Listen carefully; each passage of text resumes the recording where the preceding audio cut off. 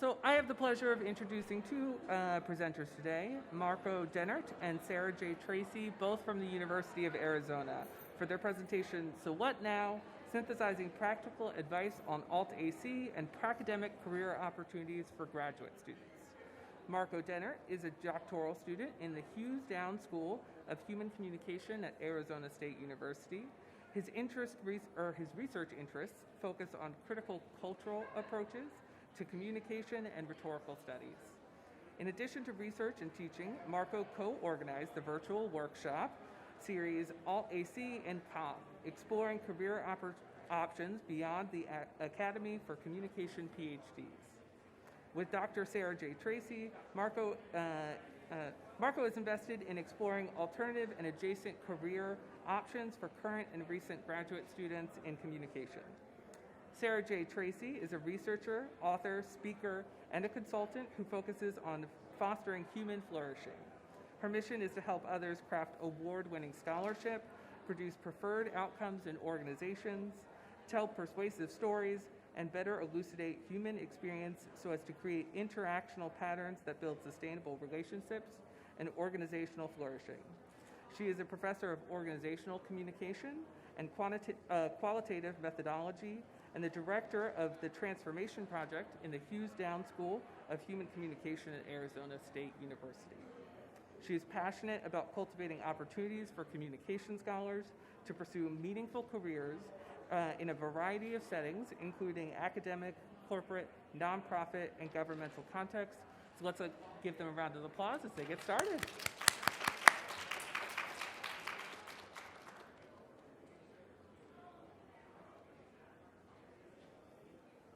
All right, thank you, Will. If you could see me, you'd see a big smile on my face, so you just got to imagine it. So we're so happy to be here, and thank you, NCA, for providing the Advancing the Discipline grant that allowed us to make this happen, as well as the Transformation Project at Arizona State University for supporting us in this. So, y'all, we have a problem in higher education, and that is an ever-burgeoning number of doctoral students, the left-hand side of the screen, but a dwindling number of high-paying tenure-track jobs. Although this particular year seems to be an exception, over the last 15 years, we have seen an increasing number of hiring freezes in more adjunct and instructor positions. Karen Kalski, an academic career coach and former tenured faculty member, is founder of the company and hosted the website The Professor Is In. Last year, she crowdsourced a list of more than 400 institutions that announced hiring slowdowns and freezes. And every type of institution was part of this, including major research entities such as Harvard, Stanford, and the entire University of California system, and many communication programs. Exacerbating this problem is that many of the discipline's students and faculty have little to no mentorship on how the expertise they gain in doctoral communication studies may be translated into professional tracks outside of academic teaching and research positions. We are left to learn it on our own, or worse, to hide our interests in alternative academic jobs for fear of stigmatization or not being taken seriously. So what do we do? Marco, what do we do? So we reached out to NCA to apply for an Advancing the Discipline grant last year, and we got it. So we got the money to develop a virtual workshop series, which we hosted in the spring of this year. It feels like it's been a while because of COVID, but if you missed it, all the recordings are available online of our 6 amazing speakers. You see a broad overview of those speakers on that slide here. If you pull out your phone, you can just scan that QR code in the bottom right corner, and it'll take you directly to those recordings. We're going to have those QR codes coming up later at the end of the slides here as well. All of the 6 speakers have some sort of connection to Alt-AC. They're either doing what is called a Pracademic position, so they're doing both academic work and also practical work outside of the academy. They completely left the academy to do research at a Microsoft institution, for instance, like something like that. So we have folks from all across different domains: consulting, nonprofit, administration. And so I really recommend that you check that out. We also have a panel coming up tomorrow at 12:30 p.m. Where we'll have a more in detail summary of what we learned from those 6 speakers. It's going to be graduate students talking about their experiences with the workshop series and summarizing the insights that we learned from the speakers. So I highly recommend that you check that out tomorrow if you're interested. Just trying to find where it's at tomorrow. Ballroom 6B. It's just, I think, this way. So 12:30 p.m. Tomorrow. It's called Transforming Communication Expertise into Alt-AC Careers, Insights from Industry Professionals and Reflections from Graduate Students. But we thought, okay, so we have a virtual workshop series which is recorded, so that's a really great resource, but there's still more that needs to be done because, as Sarah just pointed out, we still have a lot to develop in terms of, fostering Alt-AC positions and, a general shift in mindset to really help us kind of develop that further in the academy. So we got some money from our school, the Hugh School of Human Communication as well, to develop an animated video that we're going to show in just a second here. This is also based on the virtual workshop series, summarizing some of the insights we gained from that, and is also another resource you can find with that QR code to kind of, give you a broad introduction into what Alt-AC is. So let's see if our sound works here today. Getting a PhD is stressful, but it's also exciting and extremely rewarding. But have you considered how your current or future PhD could be useful outside of academia? If you didn't already know, you could do any of these amazing and interesting jobs with a PhD in communication. So what can you do to work towards your non-academic career? Here are 5 steps you can take right now to get started. Number 1. Unlearning and Reorienting. Leaving academia is not bad, but it is a big change. Communicating with clients is different to communicating with students.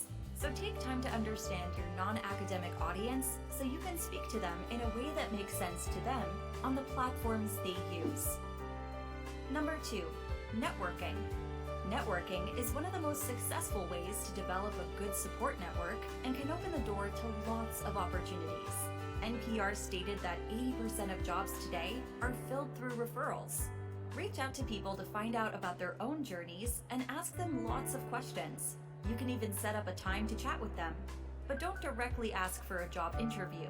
Networking is about introducing yourself, making a connection, and learning about people and their jobs. You can use a range of resources to reach people, such as your campus career service, assistance from your professors or department, or via LinkedIn, Slack, or Facebook groups. Number 3, translating. Forget the CV, but instead create a one-page resume which is tailored towards the employer. Learn the terms of the industry you are interested in to increase the relevancy of your application. Consider your strengths and transferable skills. The key is to explain them in non-academic terms. Remember, you know a lot. Now's the time to sell yourself. Number 4, visibility. Make yourself visible, approachable, and willing. Find some jobs you want to apply for and fill out the applications comprehensively. You should also shift your focus from research to developing the relevant skills and expertise which will help you in your future non-academic career. Number 5, relearning and refocusing. Lastly, as you are getting ready to apply for job positions, it's time to learn to speak practically. Learn about the vacancy, company, and team culture, and from this information, create a killer elevator pitch. You could even create different versions to suit different situations, from 20 minutes, 5 minutes, or even 20 seconds. Think about ways you can implement the things you love about academia into your new career, and your enthusiasm will shine through.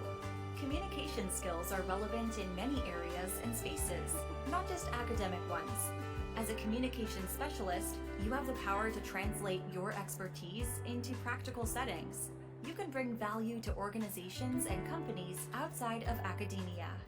Your future employer might just not know about it, so it's up to you to make yourself visible.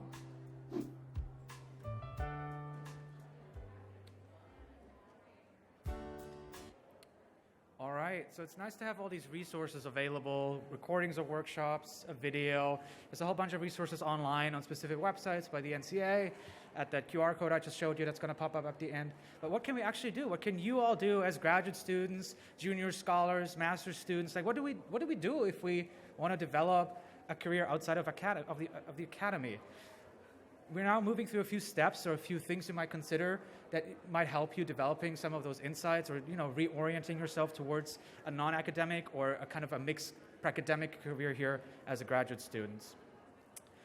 The first thing that is really helpful is that we need to do some unlearning here. We're really conditioned in the academy to understand academic jobs as the one and all solution to everything, and it's oftentimes how PhD and master's programs are geared.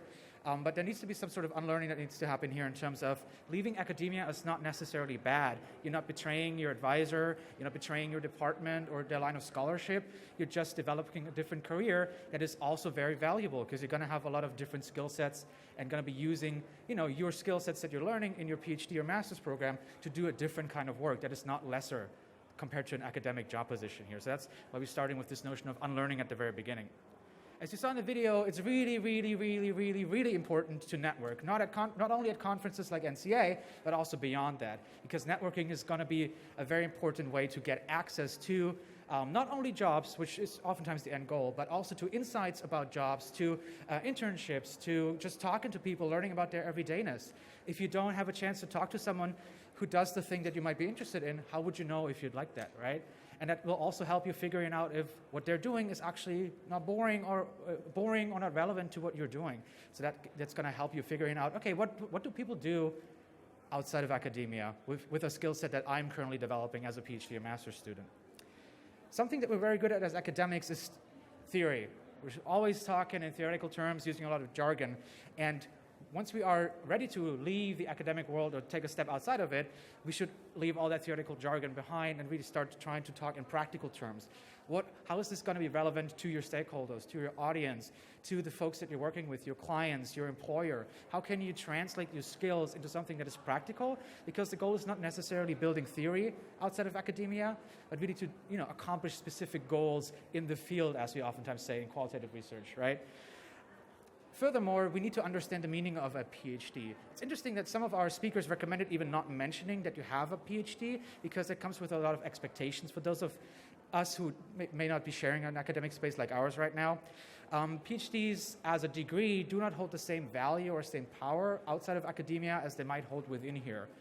So really try to understand, okay, what type of skills am I learning in my PhD or master's program, and how can I translate those to really talk to my employer practically, to my clients practically, because they're not going to be attached to a specific degree that you have. They're more so interested in what skills you can provide and how you can make yourself valuable to the organization, be it for-profit or non-profit. Can I add something? Yeah. I was just going to add, in terms of networking, I think we get beat into our heads that as academics, or at least I did, that LinkedIn is kind of this space for not academics.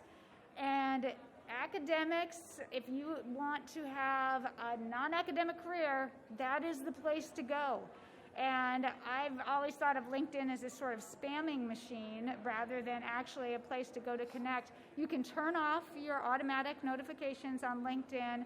I invite you to friend me if you're not on LinkedIn yet. I'm connected to most all these people that we did workshops with, and so you'll have a couple degrees of connection there, as well as the doctoral students who took our module on this. And you'll see the ways that they've developed their LinkedIn profiles, and there's a very good activity in terms of finding people where you like their profile and thinking about how can you recreate it. And it's so different than a regular CV. So different. You highlight the skills, those methodological skills and so on, and people care much less about the theories and literatures and so on. Also, Twitter is a place. If you put in hashtag #AltAC, you can get connected to these people like Karen Kelsky, who I connected or quoted at the beginning of this presentation. So learning how to network in those spaces, it is a different way of connecting, talking very short, and presenting yourself differently than you're going to be here. Yeah, and absolutely. And networking feels super strange, right? Just reaching out to a stranger in person or via LinkedIn, being like, hey, I like what you do, or it seems interesting. Can we like have a chat over coffee or like a Zoom phone call or something like that? But the more you practice it, the better you will get at this, and it will come more naturally to you as you're talking to folks. And then in the end, a network of folks might lead to job opportunities. You're gaining more insights about what's out there. Just being connected to folks really helps you kind of develop, your network outside of academia. So as graduate students, how can we work towards that? It doesn't matter if you're starting a PhD or if you're towards the end of your PhD or just or already a junior scholar. There's a few things you might be able to do right now, today. One thing that our speakers recommended is to quantify your work. That means making it legible to non-academics in a particular way. How many students are you teaching? What and things like that. What are your student evaluations? What do they look like? You can quantify that. You can save the receipts. That's also a phrase from our speakers here. In terms of like recommendation letters, you're getting the student evaluations, I already mentioned that, but like really trying to allocate like a portfolio of what it is that you know and what you do and how you do it well, really trying to gain some evidence and saving the receipts, because that's going to be helpful to make yourself and your skill set legible to folks outside of academia who might not be interested in reading a 20-plus page academic CV, which is really custom in our field here, right? It could also be saving notes from students if you get like nice feedback or a nice email from a student. So really trying to like save all the receipts you got as you're developing towards that. We already mentioned creating a strong network. One strategy you might be choosing right now today is what is called an informational interview. This is not asking for a job, so I want to be very particular here.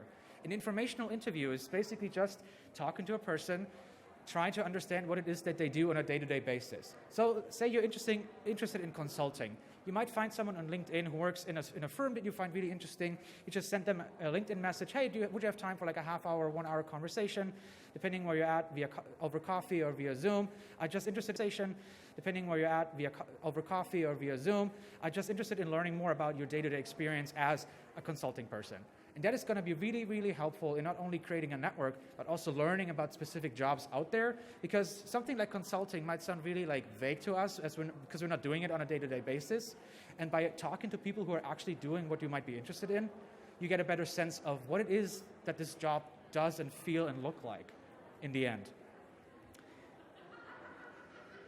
This is all really great, but we also got to set some boundaries here, because we all know that graduate school is very, very busy. And it doesn't really get better after graduate school anyways. So how do we set those boundaries to really be mindful of, okay, I'm trying to, publish, teach, write class papers, comprehensive exams. Oh, I got to dissertate as well. And I'm also interested in all they see careers out there. And I'm supposed to have like 5 informational interviews per week. So it really comes down to setting boundaries and, choosing priorities. What is it that you can cut back on? Is it this service opportunity that you might have? Is it maybe a co-authored manuscript that you could be writing, but maybe you don't want to be writing a co-authored manuscript because you are more leaning towards a nonprofit job or a consulting job out there? What is it that really matters to you as a person, and also to what it is that you want to do? What can you cut back on in terms of service work, teaching work, research work, and how can you set those priorities and set those boundaries? Because, as I said before, graduate school is a very, very busy place. One of the things is this is going to be a difficult question to answer. When I asked doctoral students, and this was a part of their assignment in the class that I taught associated with this, what are you not going to do this year so that you have time to develop your LinkedIn profile? What are you not going to do so that you have an opportunity to do these informational interviews? It was a bit of like, oh my gosh, I don't know what I'm not going to do. But there's no saying yes to everything. Like every time you say yes to something, it's really helpful to think of like, okay, what am I going to say no to, right? So what is it that you're going to say no to so you can say yes to this? Yeah, thank you for adding that, Sarah, here. At some point, you also want to have a conversation with your advisor, because it's going to be really, really helpful if they know what you're up to, because they're going to be better able to advise you moving towards that. Sarah's going to talk a little bit more about the advisor perspective in a few minutes here, but we really recommend reaching out to your advisor as soon as you can, as soon as you might have, figured out, oh, I might not, want to pursue a professorate after this. I might want to go to consulting or nonprofit. Being honest with your advisor, really trying to look for an open conversation, as hard as it might seem. I know this trader notion really comes in high here, but it's going to be much more productive and generative for the both of you if you have that conversation as early as possible to really help them help you move towards that career that you're really, really interested in.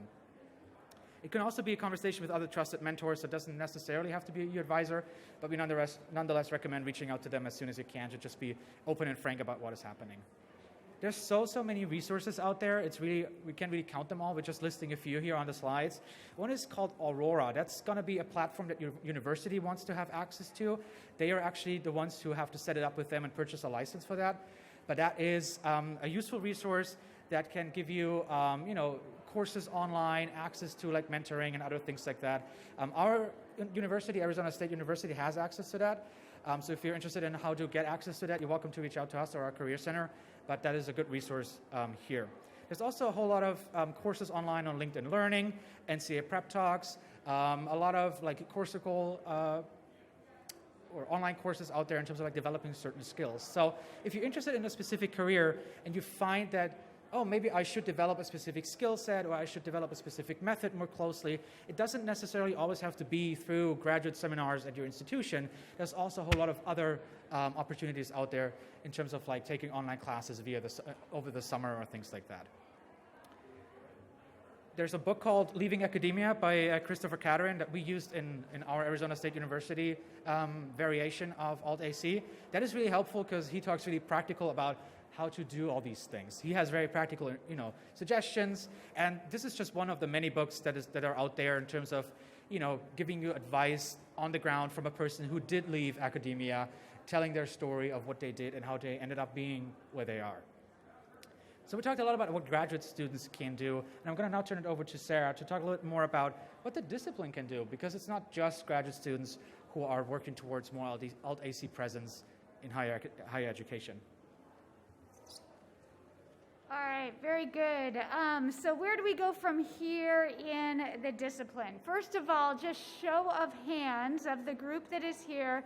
How many of you are faculty members attempting to try to figure out how to best advise your doctoral students about Alt-AC careers?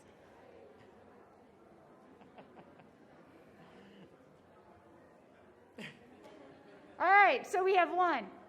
All right, so you all see part of the issue, right? Is the discipline isn't ready for this. They're not really interested in it.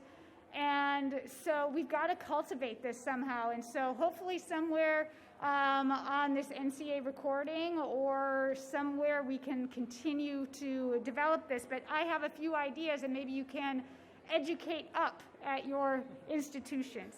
So there is a need for advisors, mentors, and directors to change their mindset about alternative academic careers. We need more programming, more funding on departmental, regional, and national levels. And I thank the National Communication Association for live streaming this session and our one tomorrow. There's only a few things that they're live streaming. So the NCA has taken this Alt-AC focus seriously and have invested in it, invested in us, and put things on their website and so on. So thank you, NCA.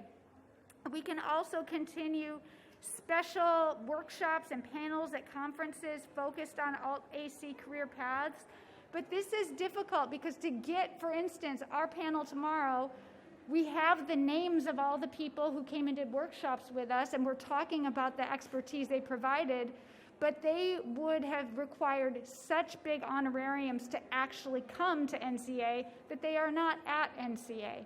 And so really taking seriously, if we want to pave the path for Alt-AC, we've got to have departments and discipline professional associations invest some money, because these are people that are busy people who aren't themselves going to get a lot out of coming to NCA in terms of their own career. But there's obviously a huge interest from people about how it is that we can create those paths. It's also creating space for Alt-AC work and independent work in graduate degrees, and having classes that are about this and bringing in professionals. and a focus on master's students in addition to PhDs, and hands-on workshops on resume building, networking, and interviewing. And there is such a different way of speaking and being in an alternative space compared to an academic space. I was flabbergasted. I remember when I read in Cadrin's book, like, actually, if you're going for a job, don't say that you have a PhD. And I was at home reading this, and I went, oh my gosh, don't say you have a PhD, but I've worked my entire life. Or, but that, I mean, simple things like that would never occur to most academics, right, that can be really stand in your way. So we wanted to let you leave here with a couple tools as well. And by the way, I know that we are scheduled to go till past, but we're going to go a little bit later than that if you need to get up and take off. It was great to see you. We're going to do a little exercise. So grab a pen or your computer, your phone. Yes, yes, it could be your phone. And thinking about what is your purpose and how you might be able to say this in a very short way.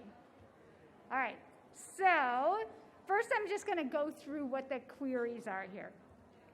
So the first is to list 2 of your unique personal qualities. All right, 2 of your unique personal qualities. So they could be things like enthusiasm and creativity, or discipline and earnestness. It could be whatever your 2 unique qualities are. And try not to be too clever about it, right? Just go with what comes up first. And then next, list 1 or 2 ways you enjoy expressing those qualities while interacting with others. Right, so it could be like and you could start it with the word to. So like to support, or to inspire, to entertain, to lead. Yeah, great.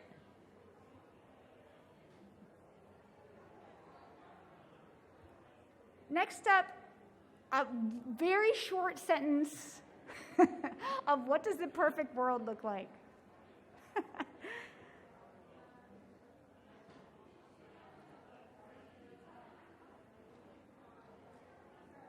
So an example for me might be, everyone is expressing their own unique talents, working in harmony and expressing love. That to me is what the perfect world looks like.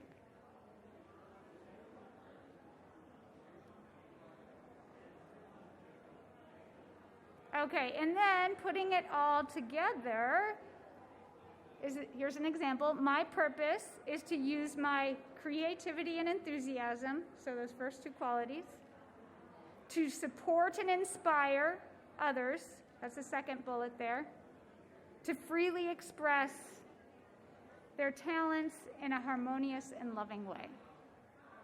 All right, so put it all together, see what you've come up with.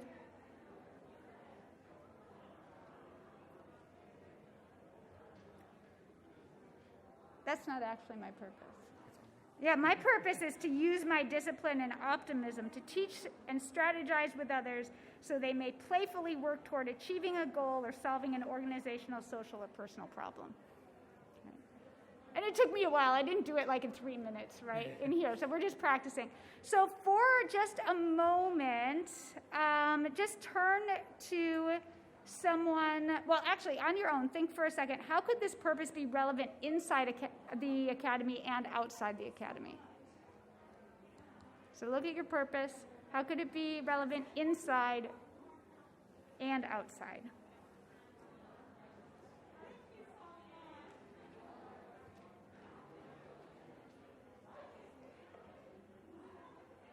And then turn to someone near you if you feel so inclined. It's also fine to just be, talk to yourself and share. We'll give you like 2 minutes to share what your purpose is and what you're thinking about how it could be applicable inside and out. All right, ready, go.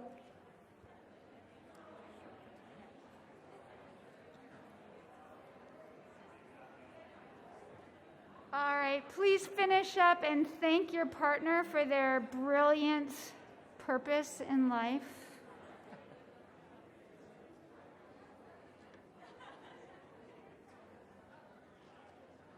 We've also figured out Marco's purpose in the last few minutes. It gave me chills. I liked it. All right. Well, y'all, I hope, if nothing else, that kind of provided a little shorthand of how you can start thinking about your vision and purpose and how it can be connected both inside and outside the academy. Do you want to finish this up here, Marco? That's good. All right. Go ahead. Yeah, so once again, thank you so much for joining us this morning here. We know that this panel can only do so much. So we have a bunch of QR codes up here for additional resources. Once again, we have that panel coming up tomorrow at 12:30 p.m. In Ballroom 6B, where we're going to be talking in much more detail about that specific virtual workshop series. We highly invite you to watch the animated video or the virtual recordings online, and reach out to colleagues, your advisor, us if you're interested in doing so. And maybe something you could do while you're here at NCA is just pull out your phone, download LinkedIn, use one of your best photos, and just start working towards crafting your LinkedIn profile. That could be something you could do in between panels or during a panel, depending on how interesting it is. And you could start working towards that. Thank you so much for joining us here. I'm going to say one more thing. Also, if you want a class that's similar to the class that I taught at ASU, under the learning resources, I have all my syllabi, including the syllabus and the activities that we use for the 1-unit modules. And that's free for anybody to use, so feel free to use that as well. So that's all. That's all we have. Thank you so much. Thank you so much, everyone. Have a good day.